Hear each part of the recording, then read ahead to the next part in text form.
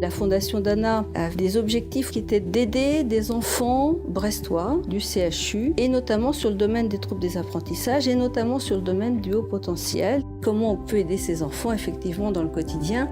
On s'est aperçu qu'on avait certaines fois des enfants qui étaient à haut potentiel intellectuel. Ce sont les enfants qu'on appelait auparavant les surdoués, les enfants précoces, ce qui paraît paradoxal puisque ces enfants qui ont un potentiel intellectuel extrêmement élevé peuvent être en situation de difficulté scolaire.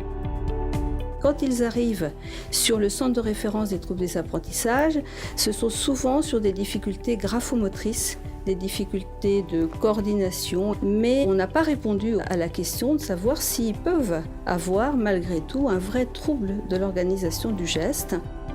Ici, nous sommes donc centre de référence des troubles des apprentissages, c'est-à-dire qu'on a une mission qui est d'aller explorer, faire un diagnostic sur des troubles des apprentissages complexes avec un retentissement important pour des enfants qui se retrouvent en difficulté, voire en échec scolaire.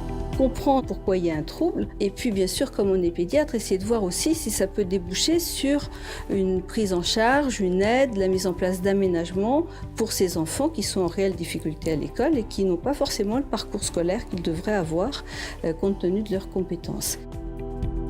Ce type de recherche nécessite forcément un financement. Il n'y a pas de recherche qui puisse se faire sans qu'il y ait de fonds. On s'engage quand même sur un projet de recherche qui est en plusieurs étapes. L'objectif étant de faire en sorte que cet enfant finalement soit en mesure soit de corriger son trouble du geste, soit en tout cas que ce trouble du geste ne l'empêche pas d'apprendre.